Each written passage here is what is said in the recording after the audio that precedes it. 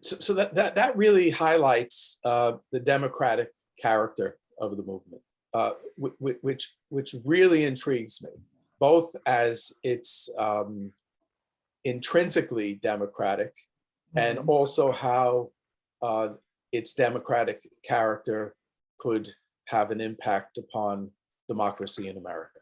You know, so that's the exciting thing about creative social movements and their kind of fundamental inclusion in any democratic project in the societies such as we live in. But actually doing the democracy, you know, making it so that people can meet each other.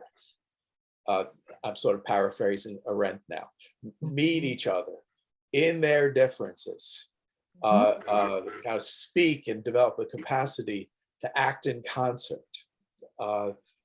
This requires a lot of work.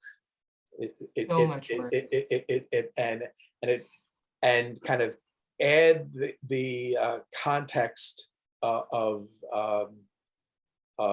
racism, sexism, etc. It's extraordinarily difficult. And you know, we have different, you know, people get together, they have different, you know, they agree to the common principles, but they actually are engaged in very different political projects. The circumstances of their lives are very, very different. How does, do you see any kind of tension between constituting such a space for democratic action and achieving social justice goals?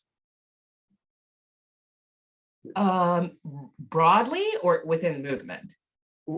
I'd say broadly, but also within movements. Within movement, I think no. There's, I mean, to the extent that there's a tension, it's a productive tension, right? Because the goal is clear.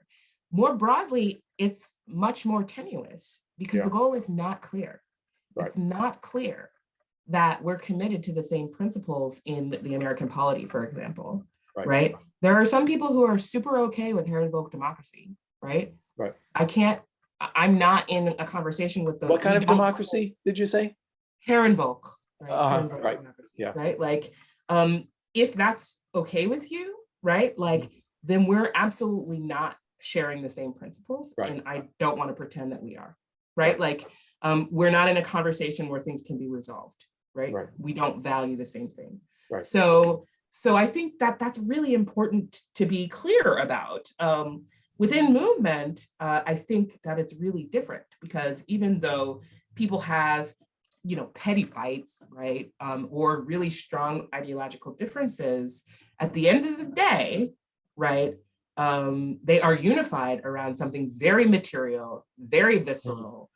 You know what I mean? Like it's you know, there's no way to lose sight of that goal, right? Like there's, it's not even when you're tempted to, right? Like there's another video of someone being harassed or killed or ruined. Unfortunately, again, you know, so there's no way to lose sight of the goal, right? Like, and it's one that everybody's committed to. There's no, I mean, people have really different opinions about how to reach that goal, but that value is one that is shared, right? That's not necessarily the same in every kind of political community.